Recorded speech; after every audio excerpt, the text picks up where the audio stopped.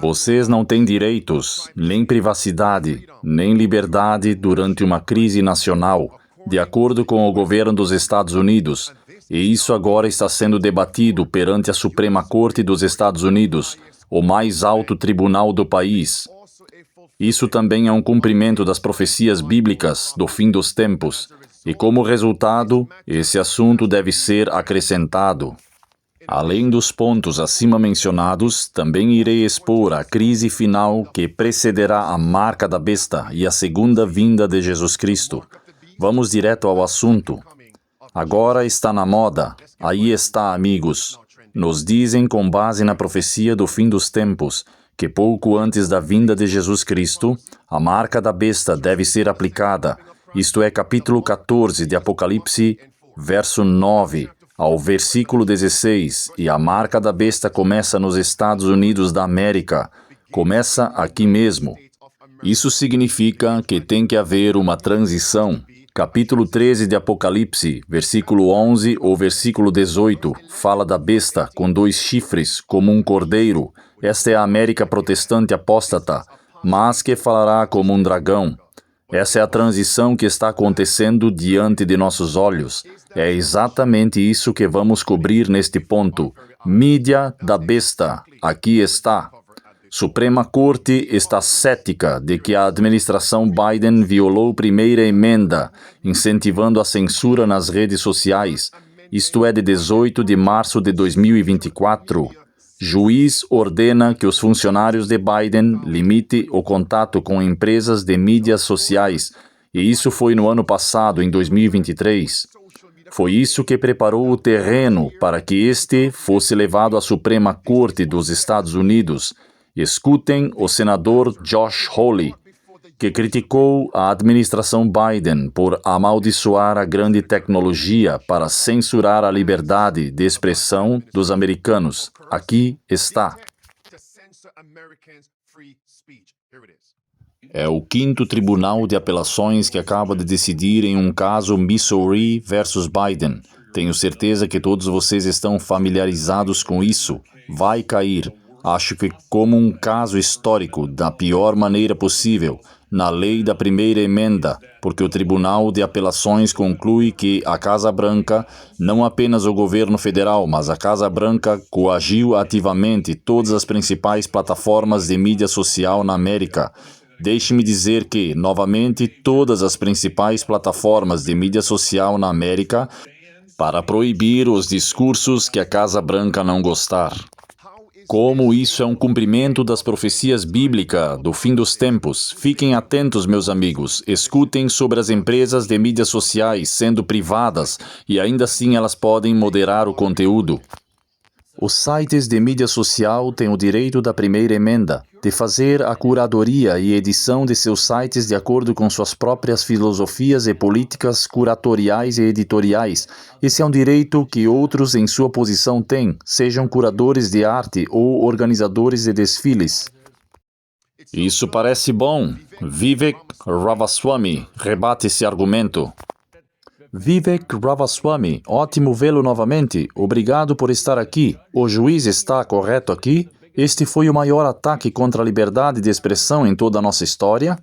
O juiz está absolutamente certo. E David, na verdade, eu estava escrevendo sobre isso a partir de janeiro de 2021, quando junto com meu ex-professor de Direito, fomos os primeiros a realmente avançar nessa teoria jurídica, que foi rejeitada na época em que o que dissemos foi que se os setores do governo estão usando empresas privadas para fazer pela porta dos fundos e que o governo não poderia fazer pela porta da frente, então essas empresas privadas estão, na verdade, vinculadas pela primeira emenda, que contraria a sabedoria convencional, porque a primeira emenda geralmente se aplica ao governo.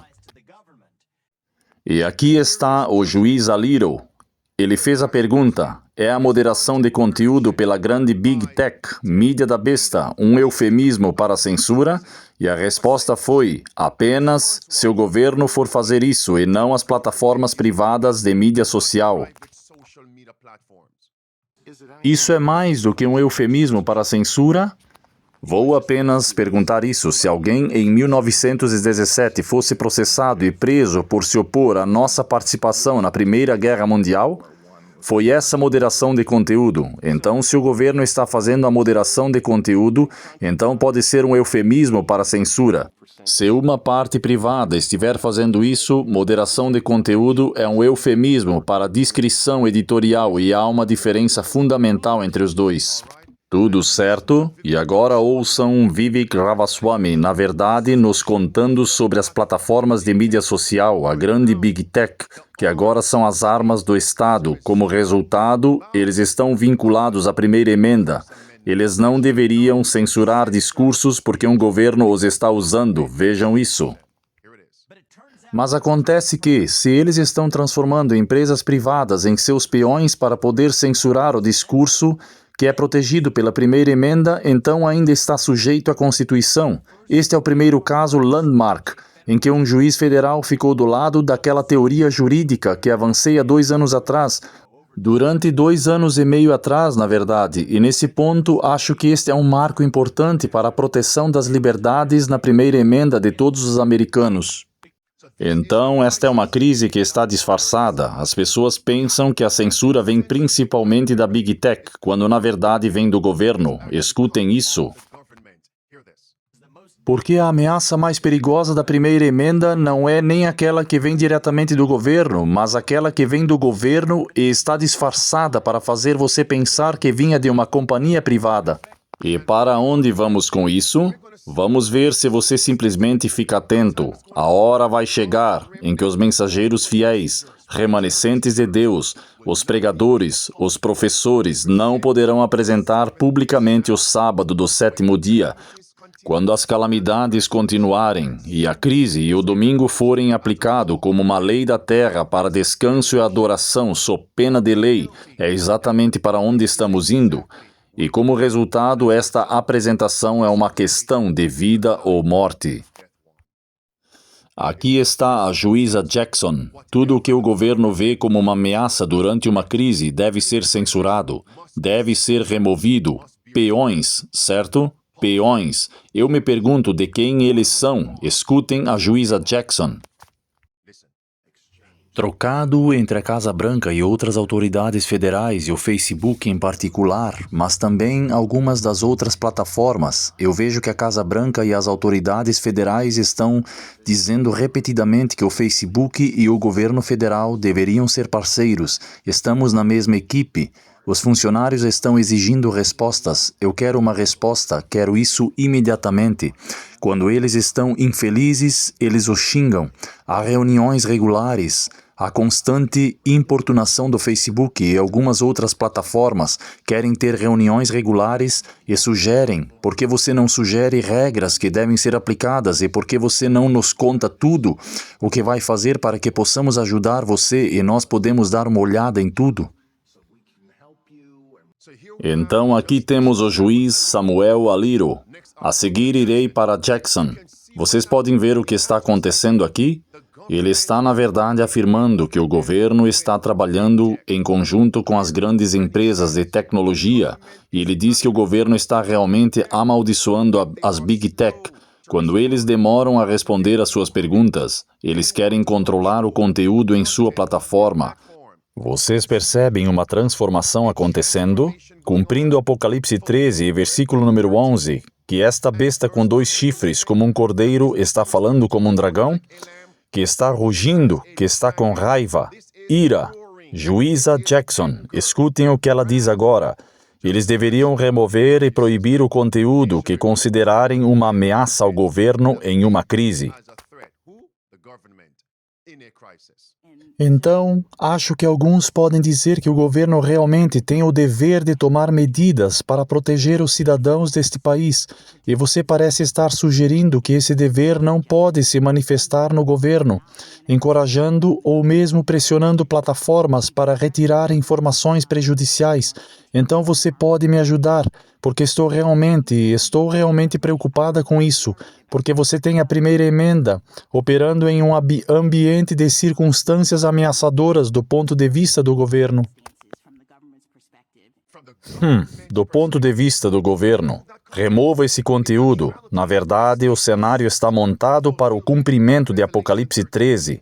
A juíza Jackson continuou dizendo: a primeira emenda está prejudicando o governo durante uma crise. Vocês sabem o que isso significa? Assistam isso. Juíza Jackson: então minha maior preocupação é que sua opinião é que a primeira emenda prejudica o governo de maneira significativa nos períodos de tempo mais importantes. Então, em outras palavras, durante uma crise devemos acabar com as liberdades consagradas na primeira emenda. E se você derrubar um pilar, todos os outros pilares, os direitos cairão, porque todos eles estão juntos ou caem juntos. Que espírito é este? Para derrubar nossos direitos, liberdades e privacidades, tudo o que eles precisam é de uma crise. Isso é o que está sendo debatido agora diante do tribunal e dos tiranos. Até mesmo um tirano-chefe está observando de perto. Eles estão prestes a decidir sobre isso neste verão de 2024. Esses são os argumentos apresentados no tribunal ontem, 18 de março. E a pergunta é: você não acha que eles trarão mais crises? Porque agora eles sabem que é a lei do país, que durante uma crise ou crises, seus direitos, sua privacidade, suas liberdades não são repudiadas. Então eles fabricarão mais crises. E como uma nação fala, ela fala com seus ramos legislativos e judiciários do governo. Isso é um cumprimento de Apocalipse 13. E o que os advogados estão dizendo é que em uma crise o governo não deveria tirar nossos direitos. Vocês sabem, amigos, deixe-me explicar isso. Há vários exemplos que eu poderia compartilhar, mas aqui está um. Vocês sabem, quando as pessoas estão doentes e precisam ser submetidas a uma cirurgia e vão para o hospital, vão para a clínica e o cirurgião entra na sala e fala com os doentes. Digamos, os doentes que estão morrendo. O cirurgião pode persuadir, mas ele vai dar opções. Você pode optar por fazer a cirurgia ou, se não fizer, aqui estão as consequências. Ele dá opções. Por quê? Porque o doente tem direitos, o doente tem privacidade, não importa se é uma crise. O que é mais crise do que uma vida ou morte? Enquanto houver tempo, temos opções, mas eles estão dizendo que durante uma crise você não tem direitos. Esse é o espírito do dragão. Aqui está a juíza Jackson. Ela continua dizendo que rejeita a opção de que o governo possa postar seu próprio discurso, postar sua própria narrativa em uma crise, sem suprimir a censura e remover contra-narrativas durante uma crise. Ela rejeita categoricamente. Escutem isso. O que você gostaria que o governo fizesse? Já ouvi você dizer algumas vezes que o governo pode postar seu próprio discurso, mas no meu hipotético, vocês sabem, crianças, isso não é seguro, não faça isso, não vou conseguir fazer isso. É isso, não vai conseguir, devemos remover o discurso, tudo bem. Aqui está a juíza Jackson afirmando que há certas crises em que o governo pode restringir os direitos da primeira emenda. Certas crises? Assistam isso. Se o governo pode fazer isso ou não, isso é algo que conversei com o Sr. Fletcher. Depende da aplicação de nossa prudência jurista da primeira emenda e pode haver circunstâncias em que o governo possa proibir determinado discurso na internet ou de outra forma. O palco está definido para o cumprimento de Apocalipse capítulo 13. Aqui está o juiz Alito. Ontem, dia 18 de março, ele disse que o contexto, na verdade, foi a inoculação das pessoas durante a pandemia da pestilência 19. Aqui está a troca com o advogado e juiz Alito. Os parceiros estão no mesmo time. Você acha que a mídia impressa se considera parte da mesma equipe que o governo federal? Faz parceria com o governo? Potencialmente no contexto de um esforço para vacinar os americanos durante uma pandemia única na vida, e eu realmente acho que esse pedaço de contexto, isso não muda os princípios da primeira emenda, mas é relevante para a forma como eles se aplicam aqui. E acho que é importante entender que nesta época, esta era uma época em que milhares de americanos ainda morriam todas as semanas, e havia uma esperança de que todos os vacinados poderiam parar a pandemia. Havia uma esperança. 3 pontos. Esperança de conseguir que mais pessoas fossem inoculadas, a maioria dos americanos. O que foi a pandemia? Uma esperança. O que aprendemos desde 11 de maio de 2023? Então, em uma pandemia de pestilência, o que acontece? Os seus direitos agora são retirados. Tudo o que eles precisam é de uma crise. Então, qual será a crise final? Vou chegar lá.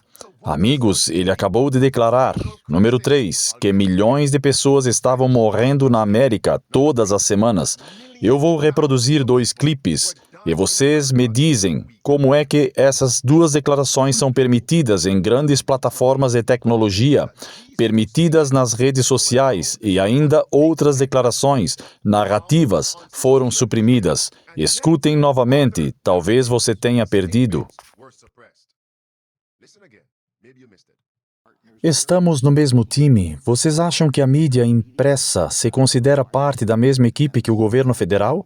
Faz parceria com o governo federal?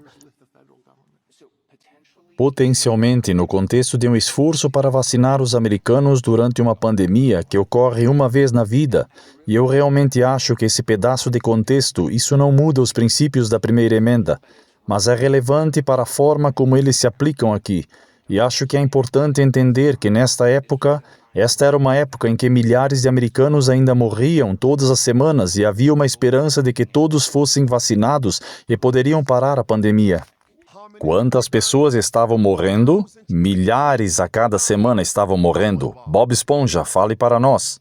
Alguns momentos depois, muitos meses depois, aqui está o Sr. Gates. O Sr. Gates passou para o Estado. Escutem, isso foi um benefício para milhões de pessoas que morreram durante a pandemia da pestilência 19. Isso é permitido na mídia da besta. Aqui está. Mas a pandemia? Que você teria pensado, uau, pesquisa de saúde global para falar sobre a saúde, estar pronta para a próxima pandemia. Vocês sabem, quando você tem milhões de mortes, não é, você sabe que é triste, é trágico, mas não há pelo menos um benefício que a saúde esteja na agenda? O quê? Há um benefício para milhões de pessoas que morreram? Então a saúde pode estar na agenda? Quantas pessoas foram sacrificadas? Quantas pessoas? Então vamos ficar aqui, lembrem-se, um momento depois ou meses depois. Aqui está Bill Gates novamente. Foi feita uma pergunta sobre qual é a ameaça mais urgente, uma pandemia de pestilência ou mudanças climáticas. O homem disse que uma pandemia pode ser natural ou pode ser intencional. Foi isso que ele disse. Escutem isso. Escutem. Vejam as datas desses clipes, amigos. As datas deles no topo. Clipe 2. A ameaça da próxima pandemia é tão urgente agora quanto a ameaça das mudanças climáticas? É muito diferente. Vocês sabem que as mudanças climáticas só pioram a cada ano, contanto que você continue com as emissões. Uma pandemia, provavelmente passaremos um bom período de tempo sem uma pandemia de causa natural ou intencional, mas quando ela ocorrer, vocês sabem que vimos dezenas de milhões de vidas e dezenas de trilhões de dólares. Vocês ouviram? Vocês ouviram? Pregadores, talvez eles tenham perdido. E notem que ele é um operador suave. São palavras suaves e sedosas. Ele acabou de colocar essa declaração no meio de um floreio, entre outras palavras, e se você não estiver ouvindo com atenção, você sentirá falta. Aqui está ele de novo. Uma pandemia? Provavelmente passaremos um bom período de tempo sem uma pandemia de causa natural ou intencional, mas quando ela ocorrer, vocês sabem, vimos dezenas de milhões de vidas. Em outras palavras, levará um tempo. Quantos indivíduos tiveram suas plataformas removidas porque estavam apontando os tiranos? Eles estavam dizendo que isso foi feito intencionalmente. Você entende o meu ponto? Quero dizer, quantas pessoas perderam suas licenças como resultado? É como quando Deus enviou o profeta Natã para se dirigir a Davi. Segundo Samuel, capítulo 12, versículo 7, tu és o homem. Estamos vendo agora um tempo em que o povo de Deus não consegue identificar os tiranos que estão promovendo a tirania. Deixe este pensamento penetrar. É um benefício ver milhões de pessoas morrendo?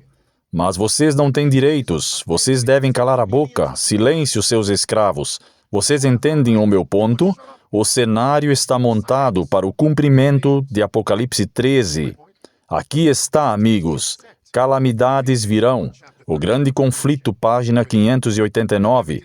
Eles trarão doenças e desastres para cidades populosas. Milhões de pessoas serão reduzidas à ruína e à desolação. Eles transmitirão ao ar um veneno mortal e milhares perecerão pela pestilência. Deixem que isso penetre.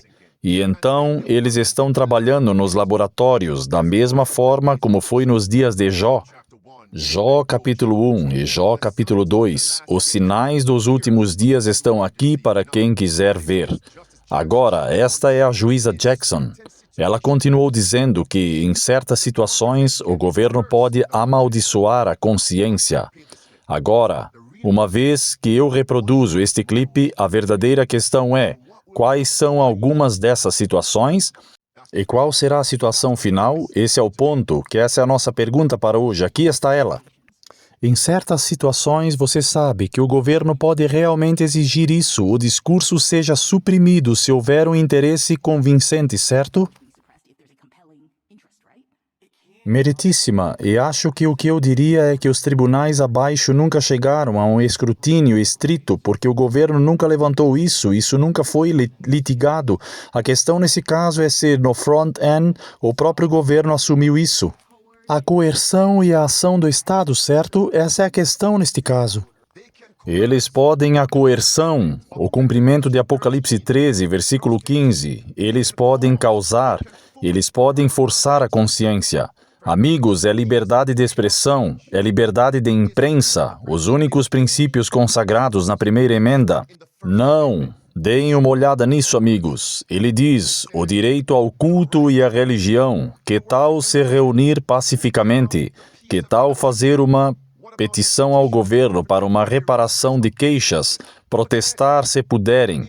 E desde que puderem remover duas dessas liberdades durante uma crise.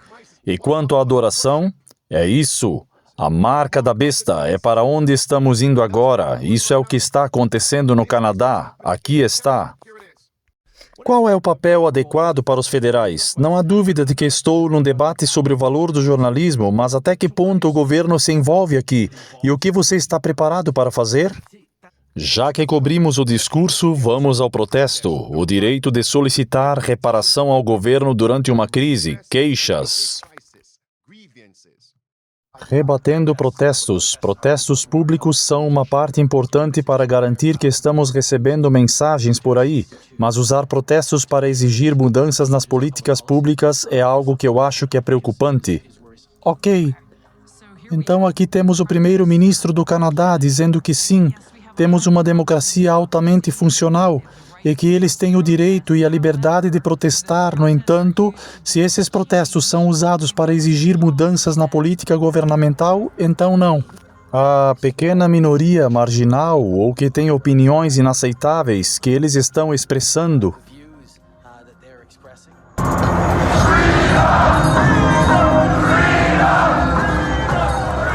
Eles não representam a opinião dos canadenses, que sabem que seguir a ciência e intensificar a proteção mútua é a melhor maneira de continuar a garantir nossas liberdades, nossos direitos, nossos valores como país. Então, essa é a regra da multidão. Regra da multidão. Clipe 2. A partir de hoje, um banco ou outro prestador de serviços financeiros poderá congelar ou suspender imediatamente uma conta sem ordem judicial. Se você estiver envolvido neste protesto, procuraremos ativamente identificá-lo e acompanhar as sanções financeiras e acusações criminais. Os bancos já começaram a congelar as contas das pessoas envolvidas no protesto. Por favor, saiam imediatamente, intimidando as pessoas em uma igreja durante a Páscoa. Inacreditável. Crescendo sob a ditadura comunista, tenho avisado aos canadenses que é isso que está por vir. Pude sentir o cheiro, pude ver em cada esquina. Não vamos tolerar mais isso, estamos revidando. Está claro, como foi feito, não é apenas discurso e imprensa, mas religião. Neste momento vou postar uma pergunta de enquete real. Kim, no chat, escreve: apenas covardes que não conseguem defender seu ponto de vista tentam silenciar aqueles que dizem a verdade. Pessoas perversas, sinal de exclamação. É isso, amigos, está claro. E é por isso que estamos abordando isso. O cenário está montado para o cumprimento da marca da besta sendo aplicada. E nós vencemos. Não poderemos protestar contra a marca da besta nas redes sociais e não seremos capazes de apresentar a verdade publicamente. Isso não acontecerá. O cenário está montado. E é por isso que estamos abordando isso hoje. Aqui está o senador Josh Hawley. Escutem o que ele diz. Do que estamos falando aqui? Bem, estamos falando sobre o discurso da pandemia da pestilência 19 nas eleições para o Congresso de 2022, discurso relacionado a mandatos de máscara, discurso relacionado a vacinas, e que a Casa Branca fez bem durante um período de anos. Eles se reuniram regularmente com os líderes de empresas de mídia social, exigiram que o discurso que eles não gostassem fossem retirados. Clipe 2, escutem isso. Eles ainda exigiram que essas mesmas empresas de mídia social amplificassem o discurso da Casa Branca. É incrível, então retire todo esse discurso que não gostamos e amplifiquem nosso próprio discurso. Inacreditável, que tipo de discurso é que estamos falando? Com base na profecia bíblica, que crise específica levará à promulgação da falsa adoração por lei? E aqueles que se recusarem experimentarão a pena de morte. Calamidades, a resposta está correta. Apocalipse capítulo 13, versículo 13 ao versículo 15. A Bíblia fala do fogo descendo do céu. O fogo enganará, diz a Bíblia, e fará com que todos na América formem uma imagem à besta. E o versículo 15 diz que ele tinha poder para dar vida à imagem da besta, para que a imagem da besta fale e use a força. E fará com que todos que não adorem a imagem da besta sejam mortos. Fogo descendo do céu. No versículo 16 e no versículo 17, você não será capaz de comprar ou vender. Tudo começará com o fogo descendo. O que esse fogo representa? Há várias aplicações. Número 1, aponta para calamidades. No livro de Jó, anotem, Jó capítulo 1, versículo 12 e versículos 16, o fogo foi usado por Satanás, mas o servo Jó disse que foi Deus, culpou a Deus quando foi Satanás.